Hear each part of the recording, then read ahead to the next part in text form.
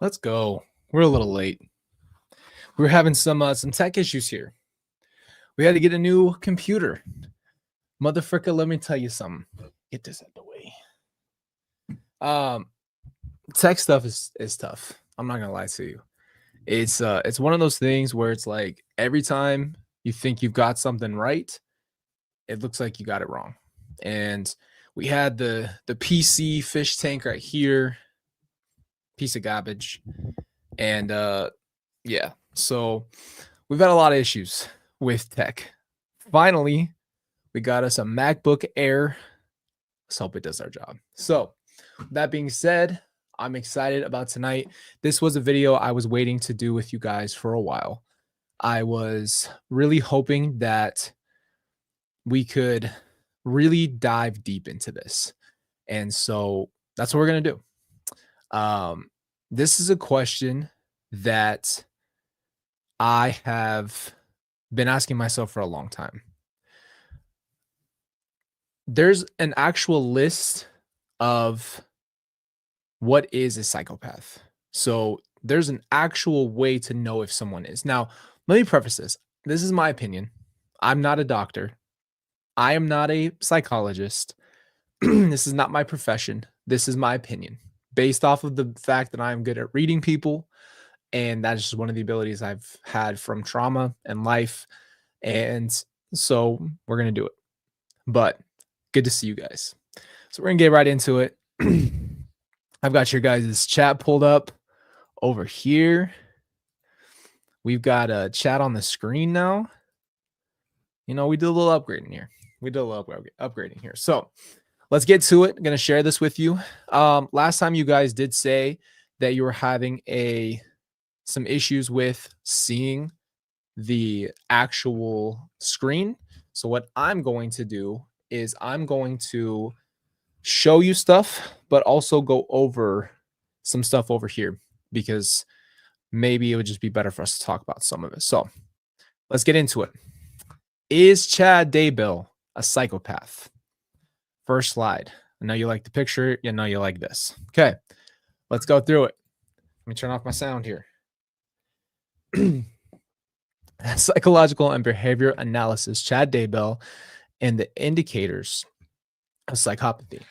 Background on Chad Daybell. Chad Daybell is the husband now of Lori Daybell, a central figure in the deaths of my sister, my brother, and his wife. He constructed an apocalyptic spiritual narrative that included spiritual rankings. We just talked about this on the last video, the dark and light spirits, and prophetic authority, which he used to justify an acts of control, absolutely, deception, and ultimately murder. His blog post and autobiographical writing and fictional novels depict a man who believes he was chosen by God and sees himself in an elevated spiritual roles and uses these and identifies to exert control. Can you guys work with me on one thing here? When you feel that you're above everybody, that's going to automatically put you in a category where you don't care what people think or feel. You are already void of empathy, which I think he is. I think he's very void of empathy. So there's really nothing to argue there. I think the real thing is that he doesn't care. So we'll get into that. And that is part of the lack of empathy that we will talk about soon. Get into our next slide. Come on now. Okay, this is it. This is where I was doing my studying, reading. This is the hair, okay? The hair psychopathy checklist revised, okay? The PCLR includes 20 traits commonly associated with psychopathy scored 0 to 2, and a clinical score of 30 plus out of 40 typically meets the threshold of the diagnosis of psychopathy. So this is actually interesting because these are real readings from doctors about what a psychopath would be, not me, okay? So let's just get into it. This is the list. Okay. We're going to go through this list slowly. Okay. These are the scores right here. Okay. They're already there for you. We're going to go through them. So Here we go. Superficial charm, calm personal presence described by those around him as polite and articulate. Seduced Lori with romanticized past lives. My gosh. If you can get someone by saying, "Hey, you and I were married a long time ago," I don't know. I don't know what else you can do there.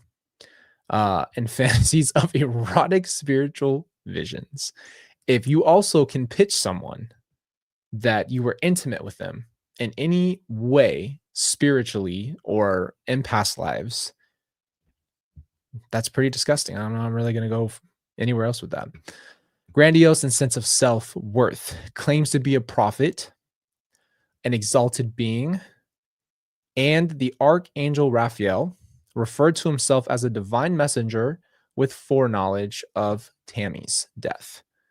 So we know for a fact that this guy had a lot of names for himself. It's pretty interesting. He named himself a lot of things. He had a big ego.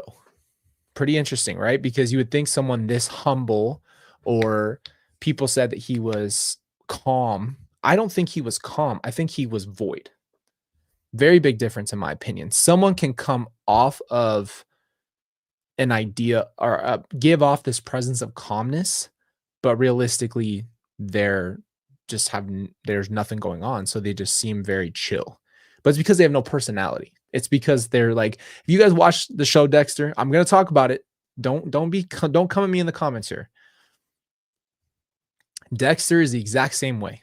You've seen the show. He brings the donuts. He's always, let's put it this way. Let's call him mellow. He's so mellow because he's always this. So every day, yes, Suzette, exactly, disconnected. Every single day that he walks into the police station in the show, the reason they have him act the way he does is to obviously mirror a psychopath. And he literally walks in and he's just like the same guy every day. He knows, he's telling himself in his head to act a certain way, so he seems normal. But the reason why Dexter, this is another thing why we're talking about this, is because of Dexter, I'll be honest with you. And because he has that just nothing. So he seems such like a calm, every time a situation arises and everybody else is freaking out, Dexter in the show absolutely has zero response to it. He has to fake responses sometimes. So I think that Chad mimics this in these ways. Is if you really look at, guys, hold on, let me explain Dexter. Dexter is the show Dexter. It's from HBO. It's on Netflix. It's about a guy who is a serial killer who kills serial killers. He's like a Robin Hood guy who basically, it's a long story and that's a whole nother thing. The reason we're bringing him up though, it's a show about a guy who has a code of ethics because he doesn't have a conscience. In the TV show, he doesn't have feelings. He doesn't have connection to humans, other human beings. He doesn't have that. And so he doesn't have the ability to interact with people normally. And again, yes, it's fictional, but it's based off of reality. So this is where I think the conversations that I've heard Chad have, the way he talks to other people, the way he's talks to people on the phone, people he knows, he's always very this. His voice doesn't do a lot of this. He's this. And you know what's interesting? I watched just that clip a long time ago of the sentencing. And I remember zooming in on Chad because I was there. So watching it on my screen, and I watched him get sentenced to death for killing my family. And when I tell you, there is nothing changed here. You know, Lori's all shaking her head and smiling and then fake crying, and she's emotional. She's all over the place, right? Chad, I swear to God, sat there like this and just stared, and he had nothing. Nothing. And it's not that I wanted him to have a reaction. It's not like you want him to, but you would think you'd have some kind of reaction to that news. Even if you've accepted it before, there's no way you just don't, when you hear that doesn't have a weight. And that dude was like this. just sat there. I couldn't believe it. I couldn't believe that he had nothing going on. I just, if that Dexter was a cartoon kid, Dexter is not, and not in this show. I promise you that he is not a cartoon character in this. But that's why it's interesting, is like, what are the parallels here to someone void of all emotions, right? You go back over here. Let me reshare the screen for you. You go back to our PowerPoint. We're not even all the way through, but this big personality here is what he's interested in. So guess what? In the TV show, Dexter, the only time that dude is happy is when he's doing his thing. When Dexter's serial killing, that's what he does. That's when he feels something. That's why he does it. Again, going back to this point, this guy obviously has things he enjoys, and apparently writing novels and naming himself characters belongs on that list. Okay. Let's go down to pathological lying. Lied to law enforcement and friends about JJ's whereabouts. In the Gibb call, both he and Lori perpetuate lies about JJ's safety. The reason why I don't think lying is hard for Chad, okay? I don't think it's hard for him, again, because he has no conscience. I don't think he fears for anything or anyone but himself. So the only time you're going to get a reaction out of him where you saw fear is when they came to his house and they were ready to take him to jail. When they came to come get him, to come take away his freedom. And that's when he felt something for himself. That's when he ran. That's what he was doing. But the reality was, before that, he hadn't lost a night of sleep. I think that you have sociopaths and you have psychopaths. They're similar in a lot of ways. We could do a comparison in another video where we break down what those are. I think that Lori falls more into sociopath and Chad's more of a psychopath. Because what I think Chad is, I think Chad's hands-on with what happened. I think that Chad was deeply disturbed because when you hear someone, and this is not to dog anybody's profession, but you hear someone who is a fantasy writer who writes religious fiction. I don't know. Like, I can't get with that. But even being like a grave digger and just like the dude, just every interview I've seen, every time I've seen him talk, he sounds flat. And you're going to hear later in this video, we're going to go through the phone call he gave to me. And that is when you really have the dead ringer for understanding this guy has no emotion. It's nothing there. And then callousness and lack of empathy, just talked about it, tells Gibb, we're just hanging out and we're hiding the children's deaths, no concern for how his lies place others at legal and emotional risk. Let's go back to that point. You don't care who you threw under the bus. They would have thrown anybody under the bus to save themselves. But if I'm being honest, look at Chad's strategic way that he dealt with Lori in court. Chad threw her under the bus. He said, her fault. Tells his kids, her fault. Every time it's someone else. The reason why I talk about lack of empathy is like, if there was an ability to save himself, I believe, my opinion, that he would step on his own children's, anybody's fingers, toes, heads, and hoist himself to safety in any situation.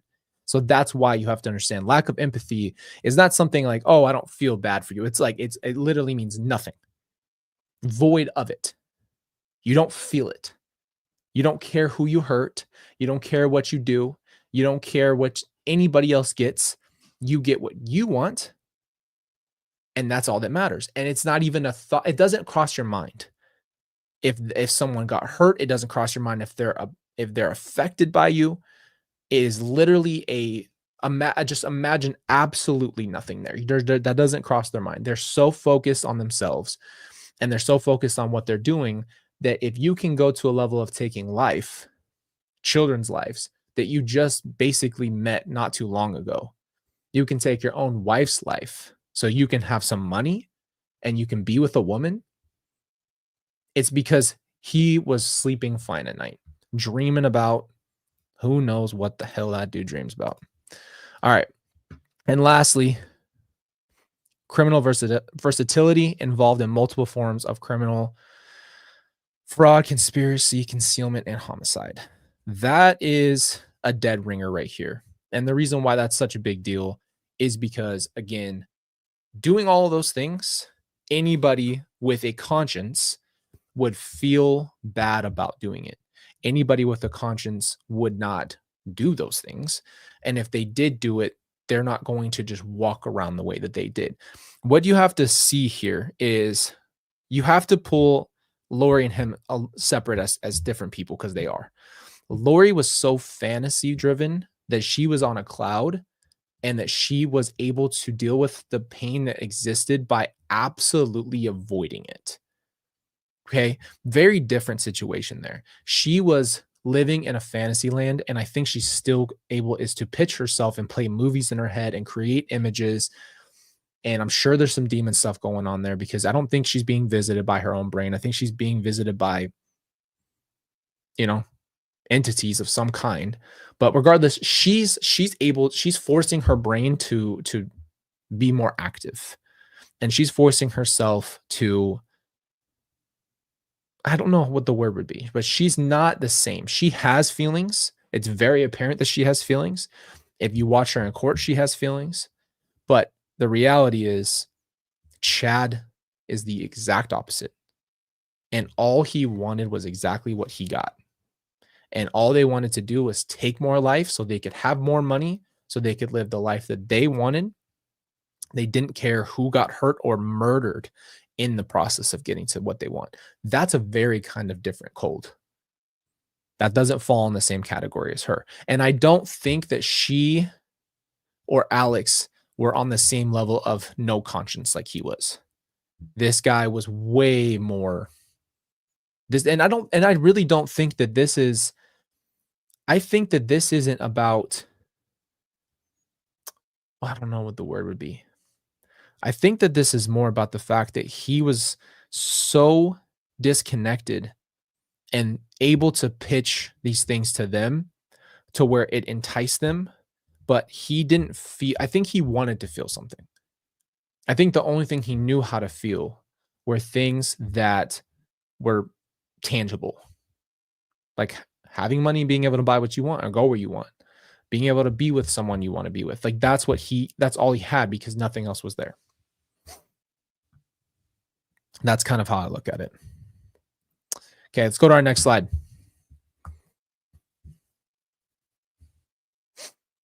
Okay. Continuing on, lack of empathy or remorse, rebranding real people, even his wife and stepchildren as demons or subhuman zombies, made it easier for Chad to pursue their deaths without guilt. I don't think that's the case. And I'm going to stop it right here. I don't think that he had to make them subhuman for him. My opinion. I don't think he had to say they're zombies. I swear in my own opinion that Chad did this for other people. I think Chad knew I can't just outright say I want the money and I want to live this life. So I'm going to do this. That's too cold to convince. Right? He had to do it for Lori to convince her. Exactly, Laura. Exactly. That's my point. I really honestly believe that he had to come up with some way to tell other people to participate because that is what he's definitely smart. You got to give him credit. It's not that he's a smart person, but when it comes to manipulation, he's skilled. It's a very skilled kind of manipulation.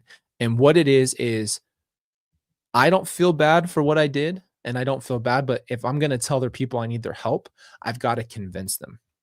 I've got to be able to bring them in. And I hate to bring this up because it's a very sensitive topic, but it's just this, it kind of goes back and forth in what I've been researching in people in psychology. It's how I look at someone that leads a cult, someone like Hitler. I think that they have their problems and they're good at getting people on board. So what they do is they bring people in on their thing, but they have to be able to explain that to them. You can't just come out and outright say it. Not a lot of people will join you that way. I know the stream's so smooth, huh? Love this Mac. Frick yeah, Mac. What you gonna say, man? Freaking Mac out here. Dude, oh my gosh. I forgot for the second time. Hold on 1 second. This is the most ADHD thing. The girls, we have fake tattoos, right? The girls put black widows on my leg. Okay. They're big. And I just side-eyed them again. This happened earlier. And when I tell you I saw red belly and long legs on my thigh just now, you almost saw me start absolutely punching my leg. Oh, my heart is beating on my chest. It's on my thigh though. It's on my thigh. It's just it's weird to say it, but I just saw a black widow shape on my leg, and I swear on my life, I wanted to start punching my leg. It was the quickest glance down, and I just saw legs again. I keep forgetting it's there. It's right here. Oh my gosh. Ooh, okay. Let me breathe. That freaked me out. I was like, immediately. Okay. We got really off topic. Okay, sorry. Whew, okay. I thought I was going down. Okay. Back to what we were talking about. He had to pitch it to them. And that's what I think skilled cult leaders and these guys have success in, is they are able to convince others of what they want them to believe. And they know that they can't outright say, I just want to take them out because I want their money, and then they're in my way of whatever that is. Whether Chad thought that Lori's whole family was a problem and he just wanted them out of the way, he still had to explain it. I need to get them to do it. And the only way to do that is to dehumanize, because anybody with a conscience will most likely not just jump to that point. They will literally hold on. I just saw a comment that's funny. Show the black widow unless you're pantless. Guys, I got the pants on. Come on. But yeah, I'll show you. I'll figure out a way to show you. But you had to dehumanize. You had to do this. And it's crazy because you forget for a fact that these are human beings. This is life you're taking, and this is people that people love. And you don't understand. They don't even think about the repercussion of what's going to happen, which is why I think they thought they were going to get away with it. That's why. Okay. So it made it easier for Chad to pursue their deaths without guilt. Investigators noted no signs of regret or sorrow in any of Chad Lori's messages after the killings occurred.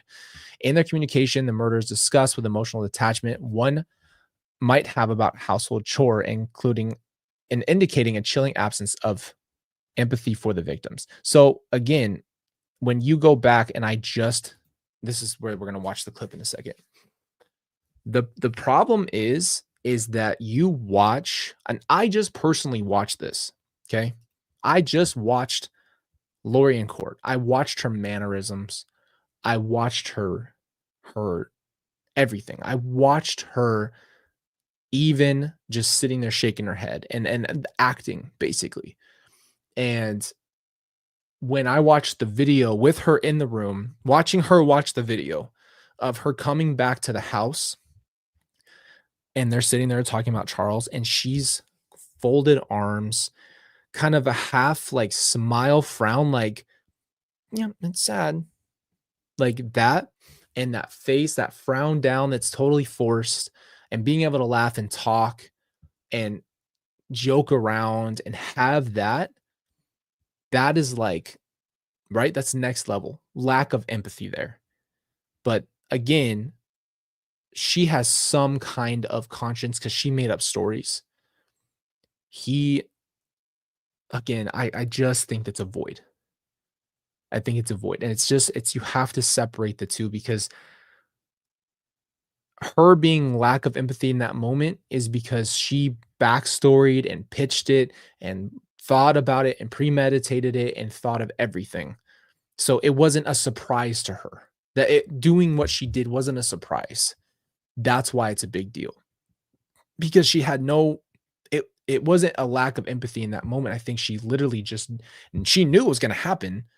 And then she had to act sad, because once she made the decision that was going to happen, That's all she needed. Once they actually made a decision, that's the lack of empathy there. Before we saw what we saw. What we saw is her trying to pretend that she even cared at all, which she didn't. She didn't at all. But if they really did believe in any way, shape, or form that there was a dehumanization of it, that's a whole nother story, because we'll never fully know if they believed that or if they just also, meaning Lori and Alex, also just wanted whatever was on the other side, whatever they were promised. That's a whole nother time. That's a whole nother subject to get into. Okay. I'm going to let you guys listen to this clip. Hopefully it's not loud on my Mac here. I'm going to play you guys the most monotone thing you've ever heard in your life. I've shared this video with you before. This is the voicemail from Chad, and this is what he called me. Lori gave him my number while I was talking to her when she first got arrested, and this dude called me out of the blue and tried to talk to me. We've never talked before. He'd literally killed my entire family, and this dude calls me and says this. Let's get to it. Ridiculous, man. This is how I know what I mean by lack of empathy. Hi, Colby. It's Chad. So I'll give you a call. I heard you got your DNA results, and it's very exciting. I was kind of angry the way your grandparents responded, because you are a tremendous young man, and I'm so eager to talk to you and get to know you. None of my kids follow sports, so I'm kind of excited about that too. I saw you wearing the Chiefs uniform. I love old Patrick Mahomes and how fun he is to watch. So I just want to talk when you get a chance. Thanks. You can call me back or text. Thank you. Yeah, let's talk when I get a chance. Yeah. Let's talk when you get a chance. The dude knew what happened to my family. The dude called me thinking we would have a conversation. I had told Lori in jail, do not have your husband call me. I don't know who he is. Don't have him call me. I don't want to talk to him. I don't know why you think that that is acceptable here. You and I are barely on a string here. I'm trying to figure out what's going on with my family, what's going on with you. And the dude thought that calling me and saying, I saw you in a Chiefs uniform, that right there is what F's me up. I told you guys this in that video before. You have to understand, he said that because he watched my mom video. That was the most uncomfortable I've ever been. I didn't know what to do. I was reeling.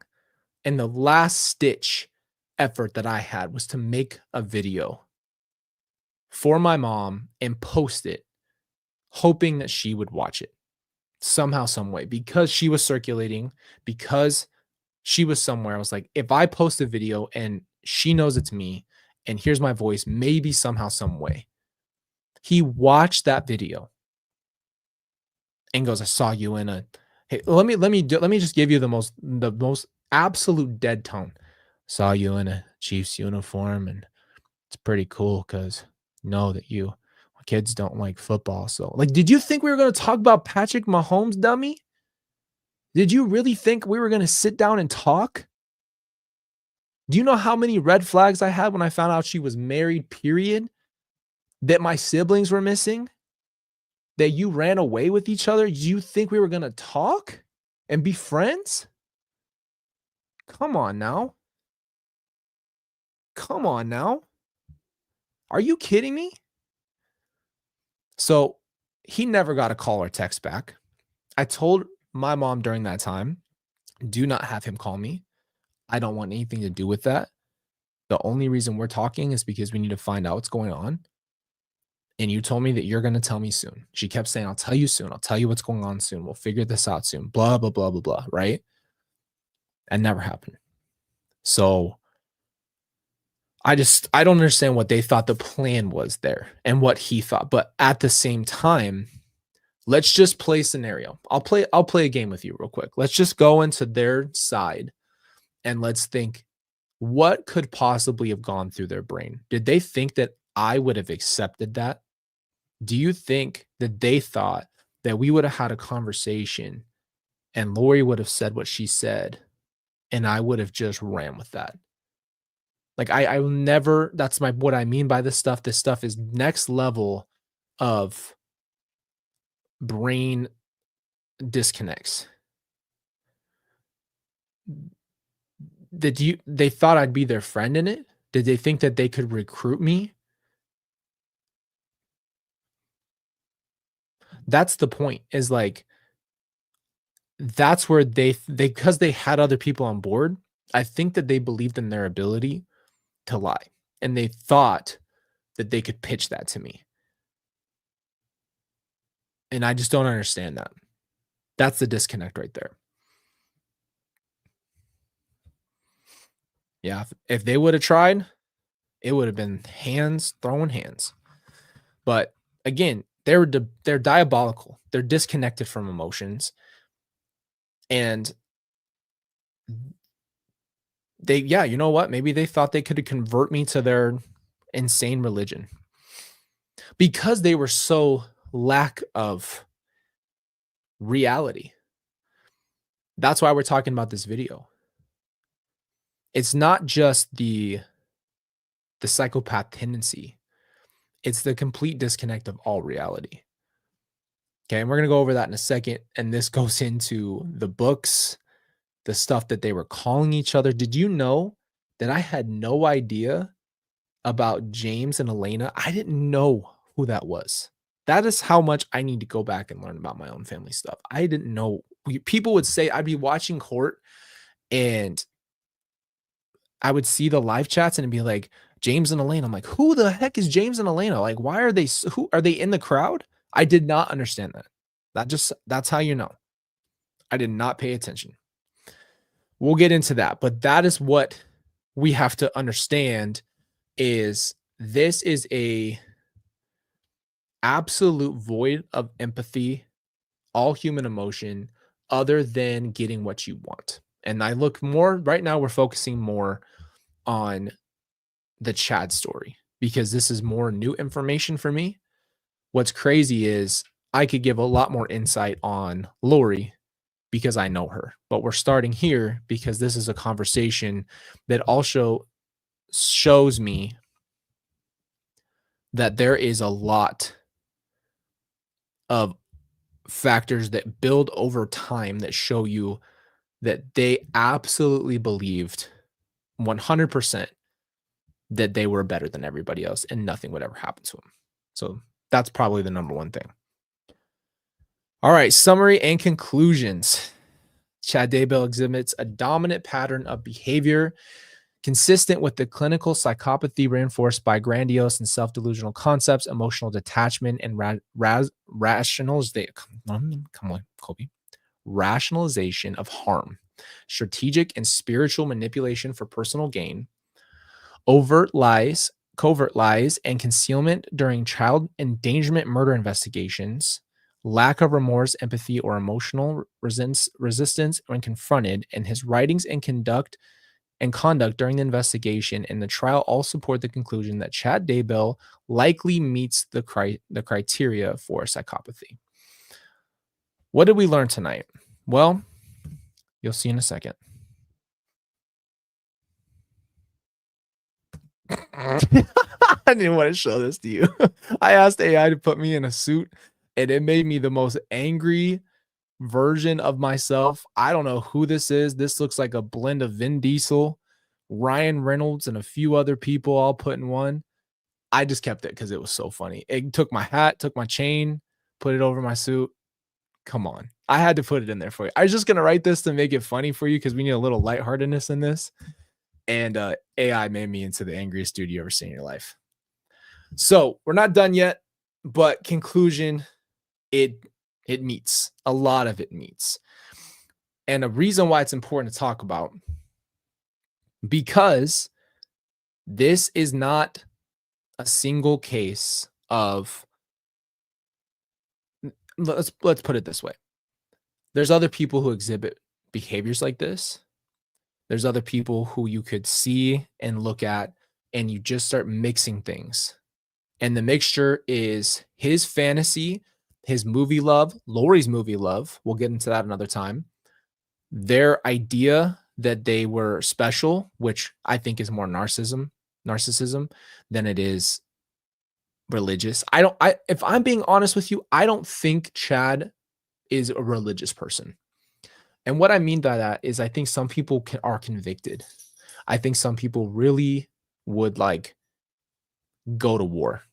They would literally jump off cliffs. Like there's some crazy stuff. They would do that. I don't think he's convicted of anything he said. I think he just kept going with it and people started to listen. And I think that people started to engage and give him attention. And now he's a writer and he's pretending to be this and he's living a fantasy life. He never grew up. There was never an emotional development. There was never a turning over of child to man, and there was never a turnover from, from irrational and fantasy and like preteen kind of stuff. That's what some of this stuff sounds like a preteen making stuff up, writing books, whatever, into a mature, understanding person. And I think part of that is more in the line of it just never developed. And that's why psychopaths and those type of things, the more you go into it, the more you realize that it's a lack of. See, like for me, and I'm sure for you, you'd think to yourself, how could someone do this? How could you ever do this? How could you hurt and take the lives of people and do it just so you can get money and run away? And how could you do it? Like, how could you get to that level? And to them, it wasn't even a question. They didn't contemplate that. They didn't think that way. And I think it's because the number one most powerful thing I think as a human being is that people that seem very calm can alter the environment. So if you come to me and you say the sky's falling and I just kind of stay calm, that's going to be infectious. You're going to believe that I'm more sure of myself. You're going to believe that I am able to hold it together during the hard time. And therefore, I could change your opinion on, is this a threat? Because now I'm so calm, it might make you think that it's not as scary as you initially thought because somebody isn't reacting the way you are. I think that's exactly what happened. I think that these big ideas and plans came about from whoever, and we're going to dive into that. We're going to figure this out. Based off of text, I know there's got to be enough information to really figure this out. But when it comes to somebody saying, hey, we're going to do this big thing, and we're actually at a point where we might take someone out, and somebody that you say that to is so calm with that and kind of gives you this softness and energy that there's nothing wrong with that, it might get into susceptible people's heads. Kind of just my opinion there. I think that that's what happened. I think that that's why it wasn't a problem for them, is because he's just there's nothing. There's no reaction. You know what I mean? We're gonna talk a little bit about this. Okay. The whole archangel, the Raphael thing.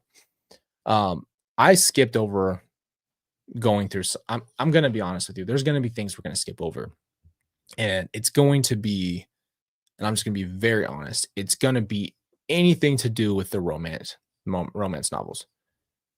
Anything that we talk about that is any type of disgusting wooing that he was doing, I want no part in that. I don't need that in my life.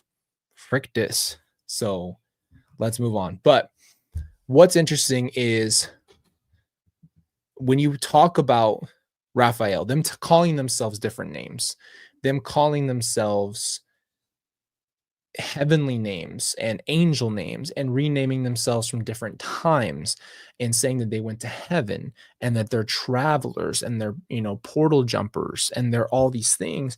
You add in a level of, you add in a level of spiritualness. And the word spiritualness is starting to catch on a lot. We talked about this yesterday.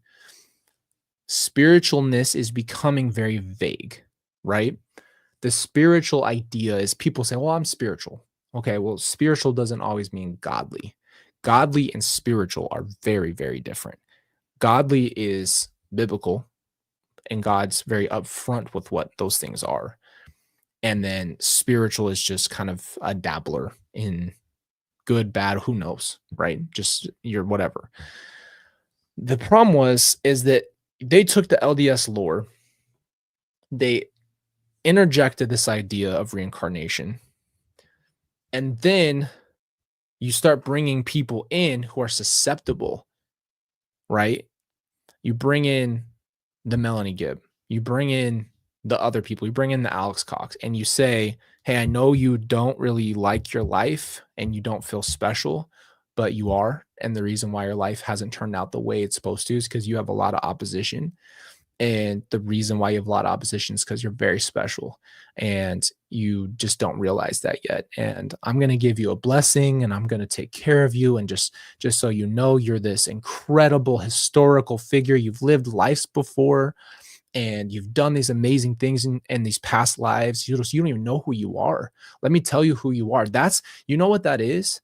That is giving someone an identity that doesn't have one. If you do not receive your identity growing up through your own life or from your parents, if you don't know who you are and someone spiritually says, I know who you are, that's a powerful, powerful thing. Yes. And guess what? There's a book called The 5 Love Languages by Gary Chapman. Incredible book, and I recommend it 100%. This book talks about the love languages. When you speak love to someone that hasn't had it, it's a very powerful thing. It's a very important thing, and we all are supposed to, especially in marriage and relationships with your kids, you learn how to show people love. When you show fake love to people who are craving love, you are able to get them to believe and do things that they might not have ever done. The point is, back to my pyramid point, the point is, if Chad is the leader of this idea and Lori's maybe a little bit below or whatever the case is, or they mix it together, probably a lot of different reasons why it went the way it went. You get to tell these people from a spiritual point, which is a lot more based on faith. You can say, just have faith that I'm telling you the truth. I heard a word from God and you're special and you're incredible and you're amazing. And I need you to know who you are. And then eventually when you've puffed them up enough, you say, hey, chosen one, special one, I need you to do this thing for me. Or we need to do this thing. There's a problem and we're going to take care of it. And you're going to be rewarded for what you did. And let me give you a Book of Mormon example. Or let me refer back to what you know. It's so crafted. It's just crafted. It's manipulation at its highest level. And they actually did a good job with it because Chad was able to get Lori. Lori was able to get Chad. They manipulated each other. And then they started doing it to other people. And whoever was willing to come in, they were like magnets. Whoever was willing to come closer, they were willing to eat them up and hurt them more. So you add that in, though, with lack of empathy from Chad, the lack of anything, lack of conviction. You're telling me he believed in that stuff? No.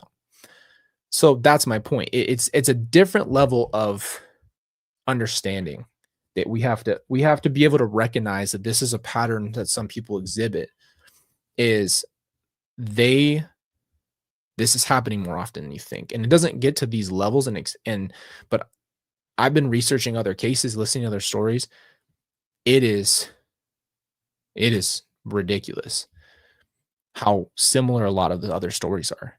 And they always start with religion being corrupted, pulling on what you grew up knowing, and then slowly turning your belief system, slowly leading you down this path from people, though, who don't feel anything inside themselves. So that's why they're so masterful, because they can give you everything. And this is why it was interesting when we talked about cult leaders are usually cunning and really charming. He wasn't very upfront charming. And I think that Lori gave him a lot of street cred. Once he had her and she could be the emotional, spiritual, overwhelming emotional crier, bullshitter, whatever you want to call her, she was the one masterfully helping him lure more people in. And we know for a fact that there were more people that believed this stuff than just a few. So this wasn't like it was just a couple people. There was a group, and they were listening, and they were starting to fall into it, and they were starting to lean on BS more and more and more, because that's what it was. You got to be listening to what people are saying. And if someone pitches you something, if it comes to spiritual stuff, you got to back it up with the Bible. You got to go look for it. You got to have some basis, or else they're just going to people will run you over. And if they see that you are leaning in and listening, and they know they have your ear, you never know how far they'll try to take that. Exactly. Oh, we got Ray in the house and everything. That's the big guy, huh? Big guy Ray. What it do, brother? But yeah, going into just real quickly, this is what gets the non-empathy thing, is to say, God's telling me that we need to do this. I'm getting word. I'm getting God's advice. This is spiritual stuff. You couldn't understand this, but this is my position. I'm a God's man, and I'm telling you, we got to do this thing. That's where it gets into this level. It's a lot of stuff in here that we're probably not going to go over. His mythology with erotic fantasy, I'm going to vomit. And we're going to skip. Okay? Because frick this. I told you we're not talking about that. This is what we're going to go over. So, them progressing together, he spoke as unique divine authority, professing that he and Lori would progress together as translated beings. Let's go back to Twilight. That's what they are. That's what she was obsessed with. So I wonder if she brought in that factor here. I wonder if that was the puzzle piece she brought into it, because the whole obsession of translated on the earth and never having to do anything human. You dehumanized yourself in a way because you wanted to be more than human. You dehumanized others, but you'd rather be also special. I don't think he believed that. Spider-Man 2, punch me, I'll bleed. Why don't we find out? Lack of empathy and remorse. We already know about that. And then manipulation. And he convinced Lori and their friends, right, that he held prophetic keys by obeying his directives and fighting evil. So we have to remember, he had his own level of street cred by telling people that he was battling spiritual things. Oh, I got a banana split. I might have to go. Yeah, I don't know how much longer we got. I might have to get on that banana split quicker than a hurry. He was telling people that he was fighting spiritual battles in different realms. I don't know. If someone told me, tired today. What's up, man? What's going on? I was just in the spirit realm of slaying stuff and dragons, and it's just hard for me. It's like, shut the frick up. Frick out of here, nerd. Alternate reality, basically around him, his desire, Chad's desire, which he brought in his desires to the table, is for his desire for sex, money, and power. And that's just what it is. It was all calculated down to very simple things. But remember, this is not a simple thing. This was not just people who are like, oh, I'm going to do this thing and I feel nothing. Like, no, Chad felt nothing. It wasn't a choice. It wasn't something that he struggled with. It wasn't something that Chad was sitting up in the edge of his bed wondering if he should do this. He did not give an F. I promise you, this dude did not care. Now, Lori and Alex, different stories. I believe that. He did not care at all. So, with all that being said, is Chad Daybell a psychopath? And I think I think, yes. I think there's a lot of psychopathic tendency there. Um, there's some more. He'd have to have some more points to be fully diagnosed. I'm not again diagnosing him. I can't because I do not have the background in that. But that's just what it is. This dude did not care. And at the end of the day, we have to understand that the way that we feel about things in our life, the way that we conduct ourselves is what matters. The forks in the road that we come to, the decisions that we make, how we affect other people, that is what matters in this world.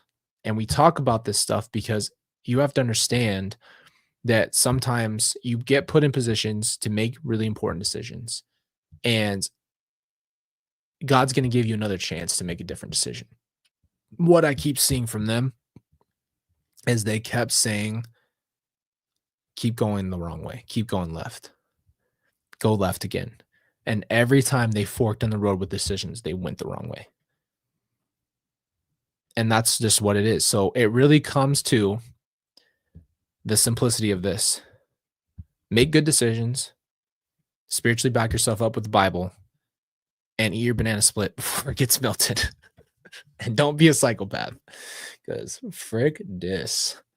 Anyway, you guys know I freaking love you. I've loved doing deep dives. I've loved talking more to you. I think this stuff is interesting.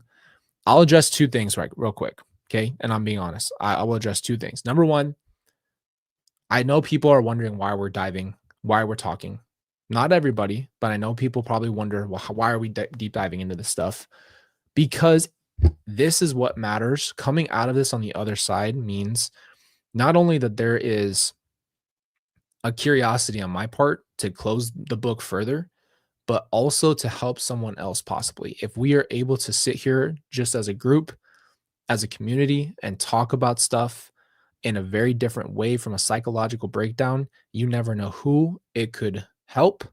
You never know what can come out of it. And on top of it, we're all learning something more. And it really just, for me personally, makes me want to make better decisions every day, no matter what. Be better every single day. Get better every single day.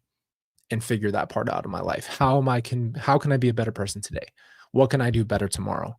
If I messed up today, how can I be better tomorrow? They weren't thinking that. That makes me automatically want to be better. They kept thinking, what can we do to make everybody else's life worse? How can we hurt more people? And how can we become more selfish? And how can we get what we want? That's what they were thinking. So go the opposite way of that.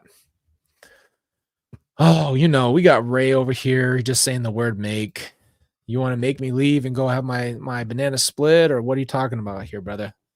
Ray needs to be a mod. Ray wants to be a mod. You could be a mod. You be out here just getting them. Oh, Kelsey, you're sweet. But I appreciate you guys. I love you. Thank you for being here. I hope you guys have enjoyed the deep dives.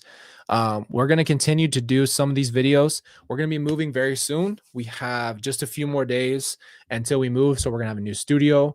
We'll do one more live in the studio here. Say goodbye to her. It's been a good gal to us. Just you've watched the evolution from a curtain behind to the shelves behind, and then we built our shelves, and it's been an evolution of us as a group. So it's been great. Everybody wants to see the spider tattoo. I'll take a pic. So I stand up. I just feel like it's going to be weird. Give me a second. I'm going to do it. I'm going to take it with flash. Don't laugh at my thighs, though. That's just rude. Don't be laughing at my thighs and never dying. Look at this. Oh, frick this. That's what it looks like. That's my freaking huge spider with the red on it. It's just sitting there on my thigh on the top. And so I'm telling you, bro, when you see a black widow, like I can see the red with the legs, and you just side eye it for like half a second, like this. Like I remember, I don't know, you probably saw the moment. I went like this, looked down at the mic, and just caught the corner of my eye, and I went, no way, a freaking black widow is on me. It's huge. It was so scary for like 2 seconds, bro. That was terrifying. I can't even lie to you. I don't know why we had to fake spider tattoo out here. And then you got the ladybugs. You know, you're going to laugh at me. You're just going to laugh. It's from the girls. Don't be giving me crap about it. It's tough. It's tough. Thank you. Thank you, brother. It's a tough tattoo. I might get it done for real. But I appreciate you guys. Love you. We'll be doing more deep dives probably this week. We're going to have a lot coming out on the community tab. I'm just going to keep you guys up to date as much as possible there. So if you're not, I don't know how it works. I think you have to turn on your notifications, and it will let you know every time we post. I will post also on other socials just to let you guys know. So, oh, you know I'm getting one. Not of spiders. I'm not gonna want to punch my own freaking leg every day. But I might have to get me some. I might have to get me a little sleeve or some. We'll see. You know, yeah. It's a hairy white leg. Are you gonna make fun of me or what? Just get it over with, you Raider lover. Appreciate you guys. Love you. I'm going to have my banana split. I love you guys, but I don't want it to melt. It probably is melted. I hope she put it in the freezer. Who knows? Frick this. Love you. See you soon.